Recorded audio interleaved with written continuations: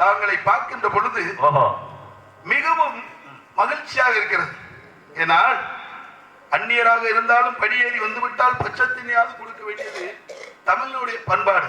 தாங்களோ சாதாரணப்பட்டவர் கிடையாது. இந்த உலகத்தில் நாரதர் என்றால் இப்படித்தான் இருக்க வேண்டும், இப்படித்தான் பேச வேண்டும் என்று வருச்சூரார் பேரை சொன்னால் கரிச்சாங்கூட கத்தாது என்று சொல்லக்கூடிய மறைந்த அன்பு தந்தையார் டி.எம். பழனியப்பனுக்கு மாணவர். ஆனால் நீங்கள் வந்திருக்கிறீர்கள் என்றால் ஏதாவது காரண காரியங்கள் இல்லாமல் வந்திருக்க மாட்டீர்கள். முருகா, ஞான பண்டிதா, பக்தர்கள் எல்லாம் மாலை போட்டு நல்லறம் நாட வேண்டும் என்பதற்காக இல்லறத்தை துறந்து அறம் என்று சொல்லக்கூடிய இந்த மாலை அணிவித்து பழனிமலைக்கு செல்கிறார்கள். ஆனால் அந்த பழனிமலையில சென்று முருகனை போய் தரிசிக்கும் பொழுது முன்னால நின்றுதான் கும்பிட விடுவாங்க. ஆனா மனப்பூர்வமா கும்பிட்ட உடனே நீ கும்பிட்டது போதும், சிலைய பார்த்தாச்சுல, முருகனை பார்த்துட்டீங்கல்ல, அடுத்த ஆள் பார்க்கணும் மாலையாம பொருடைய பிடிச்சி பின்னால சொல்லிடுறாங்க. ஆனால் இப்பிறவியிலே இந்த தோற்றத்திலே இந்த வேலாயுதத்தை தொடுவதற்கு ஒரு பாக்கியம் கிடைத்ததல்லவா? உண்மைதான் ஐயா. நான் எடுத்த புண்ணியம் அதனாலே என உலகத்திலே எங்க சென்றாலும் நல்ல புண்ணியத்தை காட்டிலும் ரொம்ப என்ன சொன்ன வந்தீங்களே அற்புதமா நல்ல பணி நேரம் இது. என்ன தன் பணியை தன் செய்து கொண்டே இருக்க வேண்டும். அதனாலதான் தாங்கள் சொன்னது போல எல்லோருக்கும் இறைவன் எல்லாத்தையும் கொடுத்து விட மாட்டான்.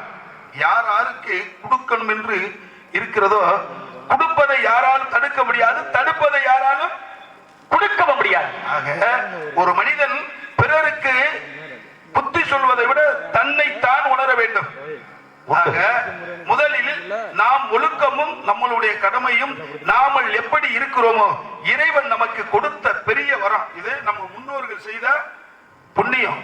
ஆனாலும் பேசுறதுக்குன்னு காலம் கடந்து விட்டது. தாளக்கார பாவம் கைகால இழுக்குதுன்றாரு. எப்ப கைகால பாவம் இழுக்குதுன்றாரு, கூதல் தாங்க முடியல.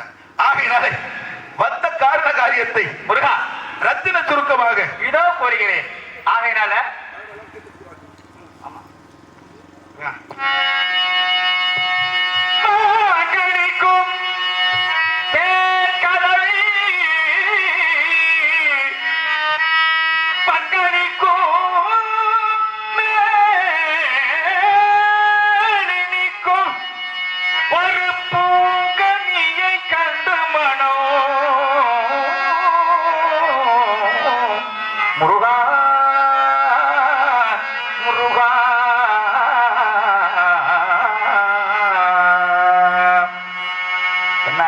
முத்துக்குமார் அவர்களே சொல்லுங்க சாமி. அக்கடியை கனவே அக்கடியை கனவே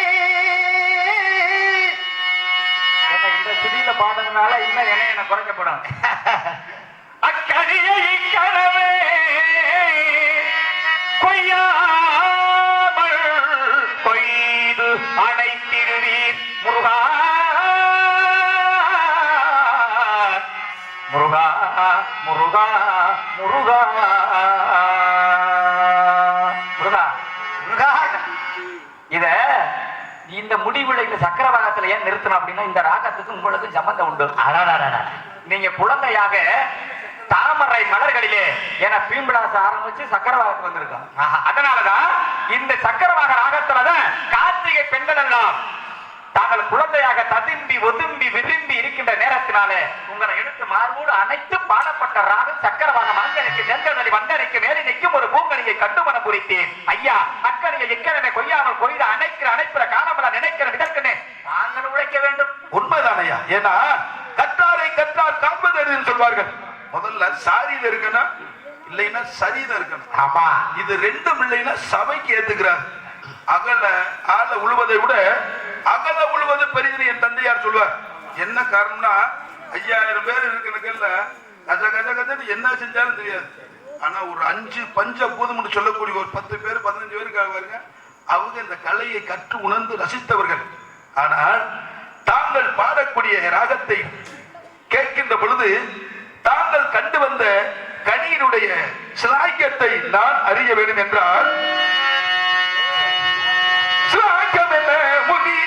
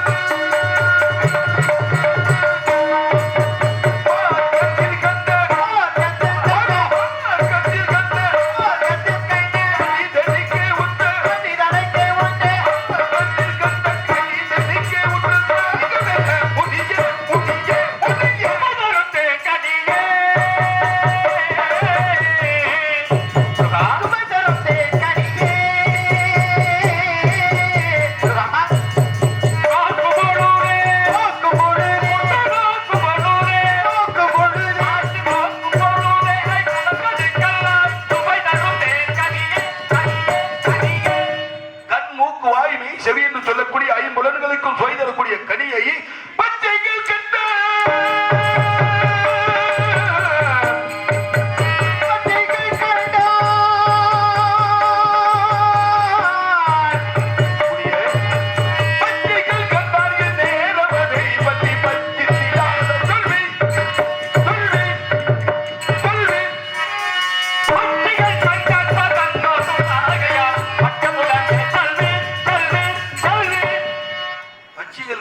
மனம் வாக்கு காயம் என்று சொல்லக்கூடிய திரு கரணங்களுக்கும் எட்டாத உயரத்தில் இருக்கிறது.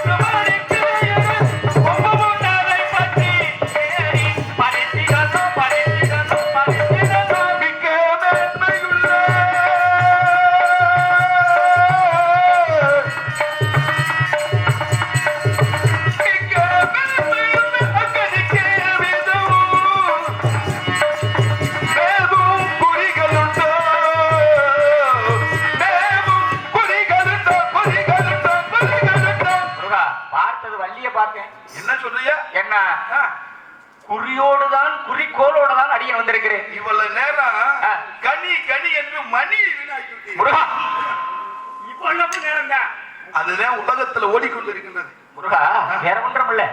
ஆதியில கொடுத்த வாக்கு பாதியோட நிக்க கூடாது.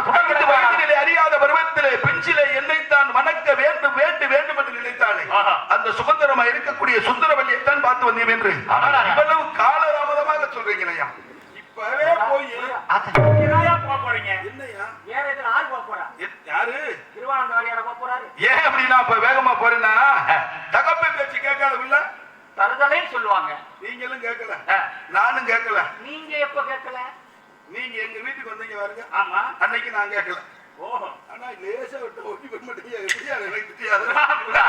பரவாயில்லை. என்ன அன்னைக்கு நான் சிறியவனாக இருந்தேன். நீங்க ஒரு கனியை கொண்டு வந்தீர்கள். நான் இப்ப ஒரு விஷயம் கேட்கிறேன். எங்க வீட்டுக்கு ஒரு கனி கொண்டு வந்தீங்கல்ல, அந்த கனி மரத்தில் காய்க்கப்பட்டதா இல்ல மண்ணில் இருந்து வளரக்கூடிய செடியில காய்க்கப்பட்டதா? அந்த கனியினுடைய உண்மையான பேர் என்ன அந்த கனியில எல்லாரும் கையில வச்சிருக்காரு எங்க அண்ணன் சொல்றாங்களே, அந்த கனி சுவையின் அதுக்குள்ள ஏதாவது இந்த கொட்டைன்னு சொல்றோம்ல, அது இருக்கா இல்லையா? ஏயா வித்தில்லாத சம்பிரதாயம் மேலும் இல்லை கீழும் இல்லை என்பது பெரியவர்கள் வாக்கு. ஆமா. ஆனா கிடக்கிறதெல்லாம் கிடக்கட்டும், கடவுளை தூக்கி என் மனையில வைன்றது மாதிரி வந்தீங்க. கிழவந்தே பெரிய உழவன். என்ன அப்படி சொல்றீங்க? உண்மைதானே? ஆகினாலே வண்டியை எந்த மாற்றமாக செல்ல வேண்டும்? முருகா, அற்புதமா கேட்டீங்க. ஏன்னா விதையில் இருந்து அது பழுத்ததா இல்ல காய்ச்சதா, அது காய், அந்த கனி எப்படி வந்தது? கொண்டு வந்தது அடியன் தான். ஆமா. அது யாருக்காக? உங்களுக்காகத்தான். உங்களுக்கு தானே தெரியும் எந்த கடையில என்ன பொருள் வாங்கிட்டு வந்தா இது இவனுடைய விலை என்ன அப்படின்னு யாருக்கு தெரியும்? யாரும் கேட்காத ஒரு விஷயத்தை இந்த இடத்துல நீங்க கூடத்தை பற்றியார நீங்க கேட்கறீங்க அப்படின்னா என்ன? ஆனா திட்டம் போட்டு இந்த கட்டை கட்டிட்ட கொஞ்சம் சுட்டி பிள்ளை வெட்டி பிள்ளை என்ற இடத்தை நீங்க ஞாபகப்படுத்தினீர்கள் அல்லவா? என்ன இது? திரேதா கிரேதா துவாபரி கலியுகம் என்ற 4 யுகத்திலே துவாபர முடிவிலே கலியுகம் ஆரம்பத்திலே நைமிசாக்கிய வனத்திலே முனிவர்கள் எல்லாம் ஒன்று சேர்ந்து யாகம் ஒன்று வளர்க்கின்றால் அந்த யாக தீயில் இருந்து நெருப்பில் இருந்து வியர்வை துளியால் ஒரு மாதுளம் கனி கிடைக்கப்பட்டது. இந்த கனியை முனிவர்கள் எல்லாம் பார்த்து அதிசய பெற்று நெருப்பில் இருந்து ஒரு கனி கிடைத்தது. இந்த கனியினால இந்த கலியுகத்திற்கு நன்மையா அல்லது தீமையா என்று அறியக்கூடிய தன்மையிலே அந்த இடத்தில் அடியே நாரதன் பிரசன்னமாகி இந்த கனியை பருவதர் அவரிடம் இந்த கனியை நீ கைவழியப்படுத்தி வை, சில காலங்கள் வரும் பொழுதோ நான் உன்னிடம் இந்த கனியை வாங்கி இந்த கனியினால இந்த கலியுகத்திற்கு என்ன சிறப்பு கிட்ட வேண்டும் என்பதை நான் பார்த்துக் கொள்கிறேன் என்று வாக்கு கொடுத்த தன்மையினால் அதற்கு பிறகுதான் அந்த மாதுளம் கனியை பர்வதரிடம் இருந்து அடியன் பெற்று கைலாயம் கொண்டு வந்து சேர்த்தேன். அதற்கு பிறகுதான் அந்த கனி யாரு? கலியுக கண்டனவா தாங்கள். அந்த கனி உங்களுக்காகத்தான் கொண்டு வந்தேன். ஆனால் அதை அழியக்கூடாது, அது புசிக்க கூடாது என்ற நோக்கத்தோடு தான் அந்த கனியை உங்க அண்ணா விநாயக பெருமான் என்றும் அவர் கரத்தில் வைத்துக் கொண்டிருக்கிறார். அந்த கனியை காட்டிலும் அது அந்த கனி என்ன தெரியுமா? எல்லாரும் ஞானக்கனி, ஞானம் பெறக்கூடிய கனி என்ன? கையில்லா குட்டையன் கட்டிக்கிட்டான் என்று காலில்லா நெட்டையன் முட்டிக்கிட்டான், நீயிலா தேனடு துண்டி விட்டான், அதை இனிக்குதில்லைய வாழைப்பெண்ணே. பேச விட்டோம்னா நம்ம நின்றுகிட்டே இருக்கலாம். இப்படி ஆளு கிடைச்சு பேசினா தானே நல்லா இருக்கும். அன்று கொண்டு வந்த கனினால் எனக்கு கிடைச்சது பழனி என்ற சாவணம் படை வீடு. இன்று கண்டு வந்த கனினால் மீண்டும் ஒரு படை வீடு கிடைக்கிறது, சிறப்பாக உண்டு. அப்படியே ஏன்னா உங்களுடைய வார்த்தையின்படியே வேடனாக வேடம் விட்டு வினோதங்களை புரிந்து எப்படியாவது. ஆமா மாப்பிள்ள, உங்களை பிள்ளைய நான் ரொம்ப சிரமப்பட்டிருக்கேன். எமக்காக நீங்க என்ன செய்யணும்? மலையேறி போனாலா அச்சம் தெய்வம் வேணும். நான் மனம் முடிப்பதற்கு உங்களுடைய தலைமையிடத்தை தருகிறேன். என்னதான் நான் உழுது பயிரிட்டாலும் அந்த பயிர் விடுவதற்கு முதலில் விதை வாங்குவதை உங்க கையில கொடுக்கிறேன். என்ன காரணம் தெரியுமா? என்னுடைய திருமணத்துக்கு என்ன கொண்டு வருவீங்க மச்சின முறையில? என் 2 கரத்தால் 2 பூமாலை என் நாவால் பாமாலை பாடி பாம்பன் சுவாமிகள் ஒரு நேரத்தில் உங்களுக்கு எப்படி உங்களுக்கு பாமாலை பாடகம் என்ற ஊமையாக இருந்தவரையும் வாய் பேச வைத்து பார்த்தாங்கள். அகர முதல்ல எழுத்தெல்லாம் அறிய வைத்தாய் தேவி என்று சொன்னானே. ஆமா, என்ன எத்திக்கும் தானாக என்னிடைய தேர்வுடன் தித்திக்கும் தேனை இந்த பராபர கூற்றையும் இழுத்து பாடப்பட்டானே. சித்தனுக்கும் சித்தம் தமிழ் சித்தன் என பாடிட்டே இருக்கலாம். நீ எல்லாம் தெய்வம் இல்லை என்றானே. நான் சென்று வருகிறேன். சரி வாருங்க. அப்படி வந்து தாங்கள் என்ன கொண்டு வருகிறீர்கள்? 2 கரத்தால் 2 பூமாலை என் நாவால் பாமாலை பாடி அடியன் தங்களுக்காக ஐயனுக்காக எதிர்பார்த்துக் கொண்டிருப்போம். என்னுடைய திருமணத்திற்கு 2 பூமாலை எங்கள் இருவருக்கும் வாயினால் நல்லது ஒரு பாமாலை பாடிக்கொண்டு வருகின்ற உங்களுக்கு என்றும் அழியாத புகழ் மாலை இந்த உலகம் உள்ளவரையிலும் நான் உங்களுக்கு சூட்டுகிறேன். ஏன்னா நீங்க பெரிய எழுத்துக்குள்ள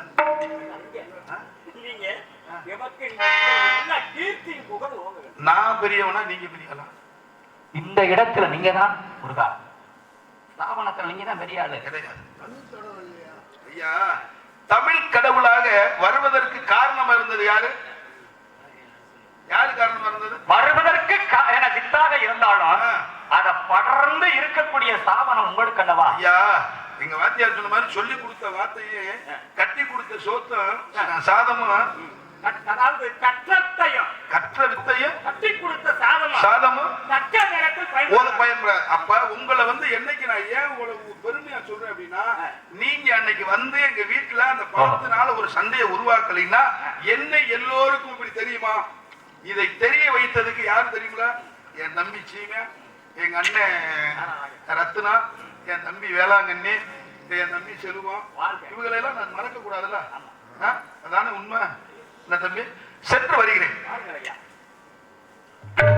சாமி, எனக்கு ஒரு சந்தேகம். என்ன பழத்தை கொடுத்து பழனியில கோமணத்தோடு நிக்க வச்சு, சரி இவர் கோமணத்தையே காணாம பாத்தீங்களா? இல்ல, இப்ப வேற மாதிரில கட்டியிருக்காரு. அப்படி சொல்லுவீங்களா? அவர் கட்டியிருக்கிறது வந்து வைர கவசம். ஆமா. அப்ப அது கோமணம் ஆ? கோமணம் ஓ என்ற உலகமே ஸ்தாபனம் படைப்பது தானே அந்த மனம். பழனியில வந்து சுரண்டிட்டாங்க எப்படாத்திய. ஆமா, அது ராஜா அது வேற. ஆக பார்க்கலாம். இருந்தாலும் இந்த உலகத்துல மனிதனாக பிறந்தா இப்படித்தான் வாழ வேண்டும் என்பதற்காக வடலூரில் பிறந்தார் வள்ளலார் மகான். எப்பேற்பட்ட மகான் என்ன? மனிதன் தோன்றி புகழோடு தோன்றுக, தோன்றலின் தோன்றாமை நன்று என்பதற்காக இந்த உலகத்திலே ஈரடி என்று சொல்லக்கூடிய திருக்குறளை தந்தார் திருவள்ளுவர். அவர் மறைந்தார். அவர் கொடுத்த திருக்குறள் இன்றும் இந்த உலக மக்களுக்கு நாம் எல்லோரும் படித்துக் கொண்டே இருக்கின்றோம். சீர்காழி கோவிந்தராஜன் ஐயா பாடகர் எவ்வளவு பக்தி பாடலை பாடியிருக்கிறார். அவருடைய பாடல் குரல் ஓவியம் இசைத்துக் கொண்டே இருக்கின்றது இந்த உலகத்திலே. இந்த செவி மூலமாக நாம் எல்லோரும் கேட்டுக்கொண்டே இருக்கின்றோம். ஆனால் அவர் பூத உடம்பை விட்டாலும் அவருடைய புகழ் இந்த மண்ணுலகில் நிலைத்திருக்கிறது. அதே போலதான் இந்த உலகத்திலே ராமேஸ்வரத்திலே பிறந்து வளர்ந்த எப்பேற்பட்ட அவர் பெரிய மகான் அல்லவா? அப்துல் கலாம் என்று போற்றக்கூடிய அந்த மனிதனை மறக்க முடியுமா? அதை போல பாடகர் சவுந்தரராஜன் எவ்வளவு பாடல்களை பாடியிருந்தாலும், அவர் பூத உடம்பை இந்த உலகத்தை விட்டு விட்டிருந்தாலும், புண்ணியத்தை நிலைநாட்டி இருக்கக்கூடிய ஒவ்வொரு மனிதனுக்கு இந்த உலகத்தில் நிலைநாட்ட வேண்டும் என்றால் வாழ்ந்தாலும் ஏசும் தாழ்ந்தாலும் ஏசும் வையகம் இதுதானடா என்று பாடிய மனிதனும் மறைந்தா இந்த மண்ணிலே என்ற காரணத்தினாலதான் ஐயா